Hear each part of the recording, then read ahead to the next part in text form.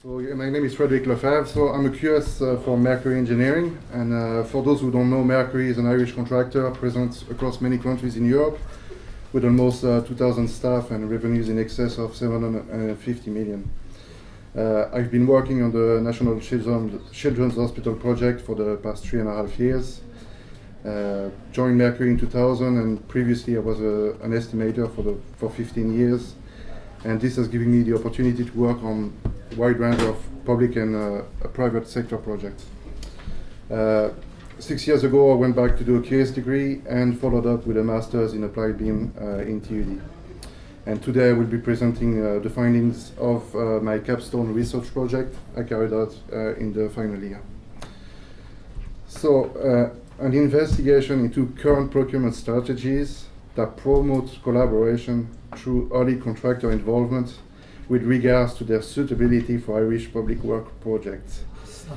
This is a mouthful. I have to thank Barry for that one. Well, why? Because having worked as an estimator for so long, I've always been very interested in the procurement process. And during the last 3 years of the BIM course, I got to discover the concept of early contractor involvement, IPD, integrated project delivery, and other collaborative procurement methods and contracts. And I wanted to understand why these were not used in Ireland and how they could be implemented on public work projects. But how does this relate to BIM? Well, it relates to BIM because of the NBC, the digital roadmap to digital transition, and its 4 pillars, one of them being procurement. Collaboration is a fundamental part of the BIM process, and if we cannot find more collaborative way of working together, the potential of BIM will never be truly realized. So, previous research has established that the current procurement methods are barriers to collaborative working. We're working in silos. We have had reports after reports calling for changes. Clients are unhappy with the outcomes of projects procured using traditional routes. Now, looking at procurement, there is no one-size-fits-all project, but the right one can shape the success of a project. And some methods are better than others are promoting collaboration, early contractor involvement being one of them. It has been successfully implemented in many countries. However, the traditional design build is still the most prevalent procurement method. Contractors are more often than not appointed on the lowest bid win basis, but this selection process rarely equates to value for money for the client. Now, for this research, I've looked at solely project designed by the employer, so I've excluded design and build and PPPs. I carried out a literature review looking at early contractor involvement and why it is needed. I looked at the current state of the public work procurement in Ireland, what they were doing across the water in the UK, and after kind of looking in various countries around the globe, I kind of concentrated on the Alliance system in Australia and IPD in the US, because these two methods are deemed the best at promoting collaboration, and both feature ECI. I then had the opportunity to interview people from the public and private sector with 3 main objectives: get their evaluation of the state of the collaboration process in the industry and the public work contracts in Ireland.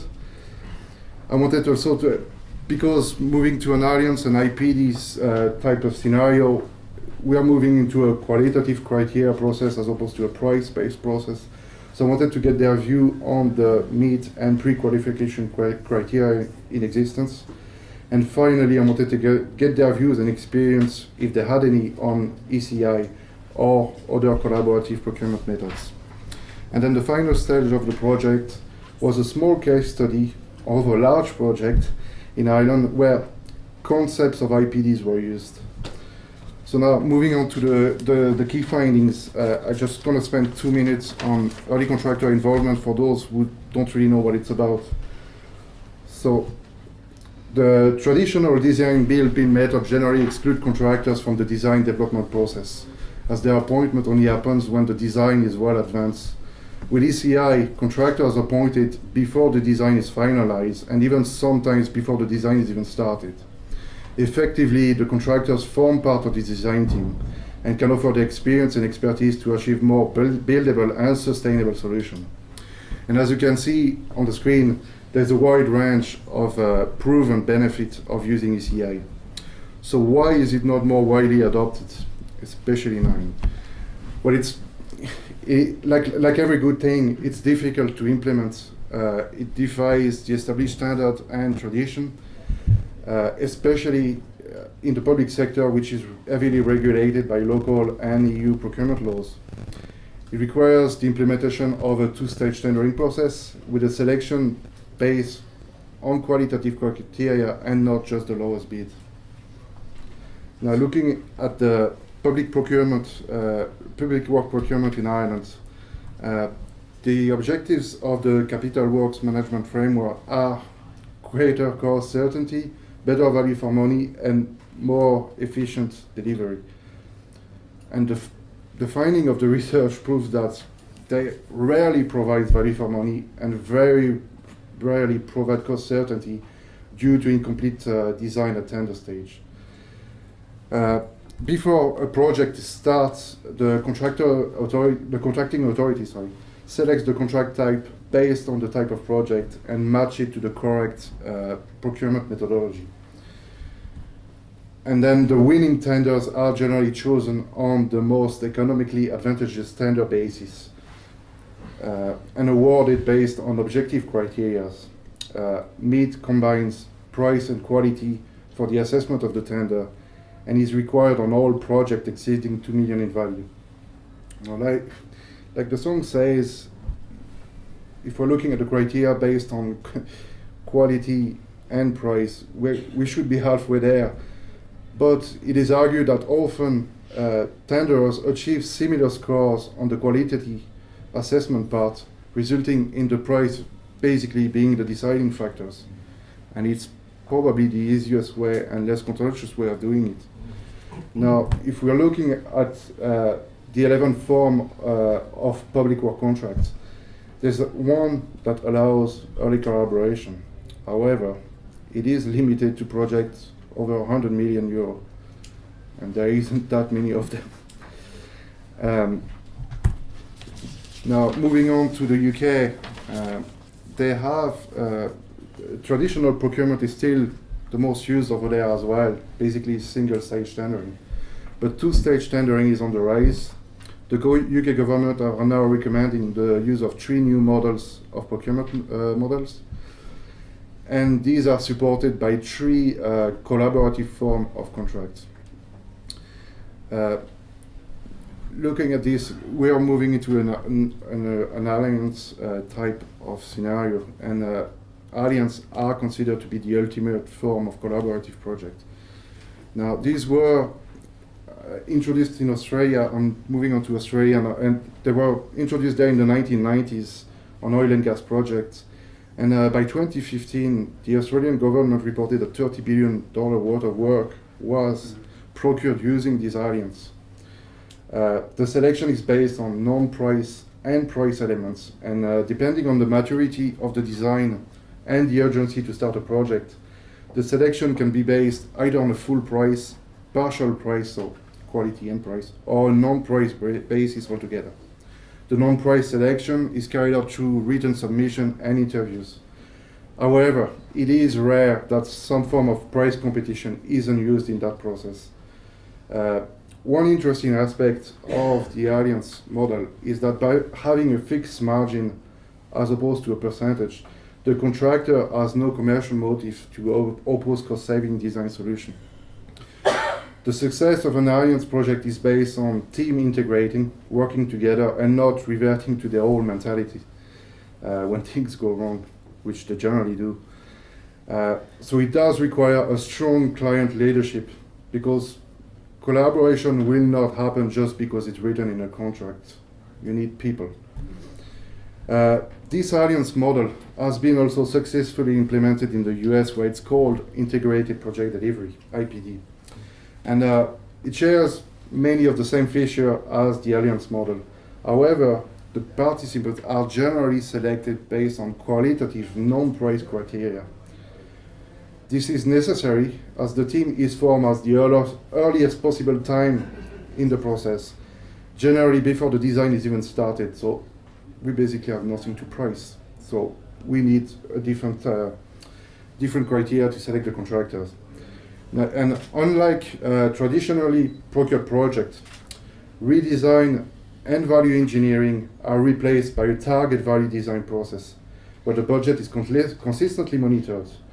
This budget or target price is set collectively by the project team, and potential conflict of interest are dealt with open book estimating and the use of independent cost consultants. Now, Alliance and IPD face similar challenges with the need for transparency and fairness in the procurement process, the difficulty of choosing a contractor on a non-price basis, such as interviews, is challenging for public organization.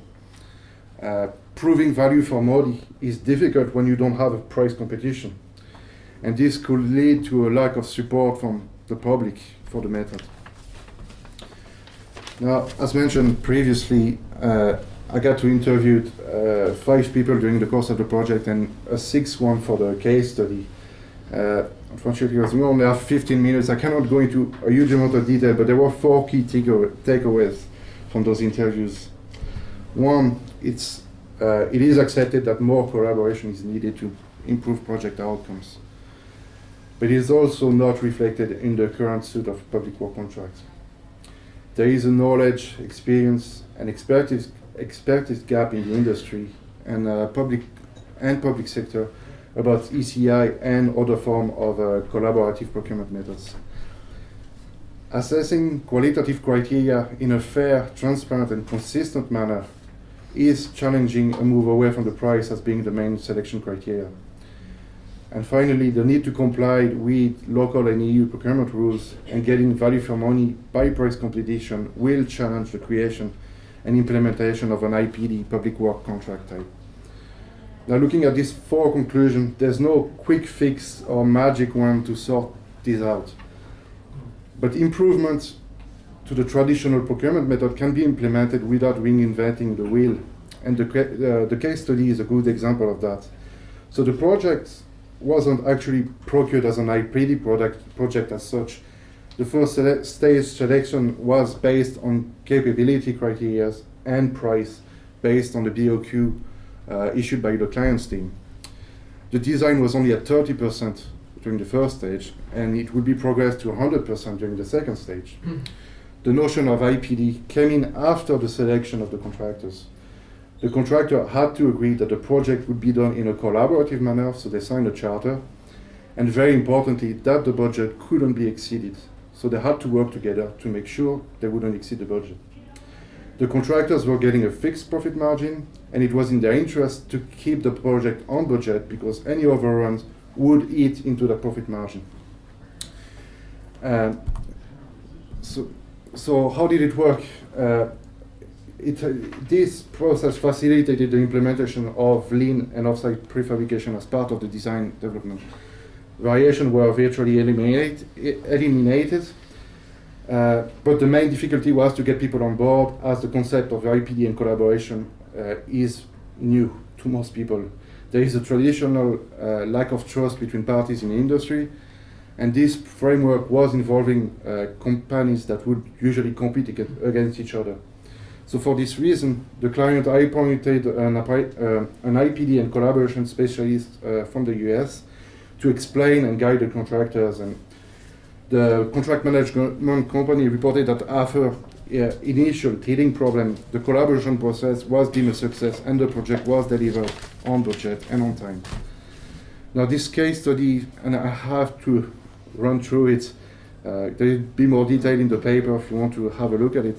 The case study tackles a number of issues that were raised in my literature review and the interviews, but it does offer some practical solutions to these issues that could be implemented on public work projects without updating the current set of contracts.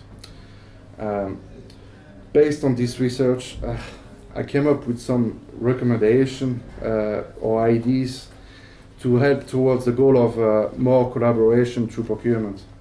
They're not groundbreaking, and some have been mentioned in the industry report previously, but obviously they've been ignored so far. So the first one, and I think this is a theme of the conference, education and training. There is a clear lack of awareness and a fear of the unknown as well about collaborative procurement and contracts that can only be tackled by education and training. So whether that's improving college course or CPD and upskilling. The contractor pre-qualification and tender evaluation criteria. This assessment needs to be fair, transparent, and consistent. So maybe new guidance document could be developed to help the procuring authorities and the bidders, so that the framework is clear from the start. There is a cost associated with carrying out this assessment for the client and for pre-qualifying for consultancy and construction firms that cannot be ignored. So standardizing pre-qualification between the various public procurement authorities, and maybe introducing a framework in which firms would pre-qualify for public works as opposed to just a single public work project, and using a digital platform to help all this. That could help reduce costs. We need to develop collaborative working for public work. So as demonstrated in the case study, collaboration can be improved even when using a traditional procurement method.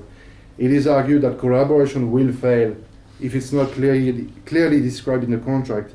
However, despite the traditional adversity of the construction industry, the research has shown that most stakeholders in the industry won't change, people won't change. So rewriting existing contracts or developing new contracts takes time, but in the interim, we could develop collaborative charters, guidance documents, and use lessons learned from previous projects. And why not use collaborative contracting used in the UK at the moment? Yeah, 1 minute, I'm nearly there. And then the last one, develop early contractor involvement. So looking at the 11th form of contract, there's one that allows ECI, but it's restricted to 100 million threshold. So maybe reducing that threshold could help trial that on other projects. Now, just two points before I finish. So IPD does provide one of the best collaborative platforms to enable BIM and Lean to thrive, but its implementation is obviously difficult in the public work context. However, the case study has shown that we can use some aspect of IPD using traditional procurement process, and this could have a positive impact on project outcomes. And the last point I want to make, and I've kind of stayed clear of that elephant in the room so far, but there has been budget issues on the National Children's Hospital which have been well publicized, and I won't go into this debate, but I do feel that if lessons must be learned from this project to ensure the same errors are not made again, reverting to traditional procurement must be resisted, as it will go against the international trend of the development of more collaborative procurement methods and contracts across the globe. Thank you. Thank you.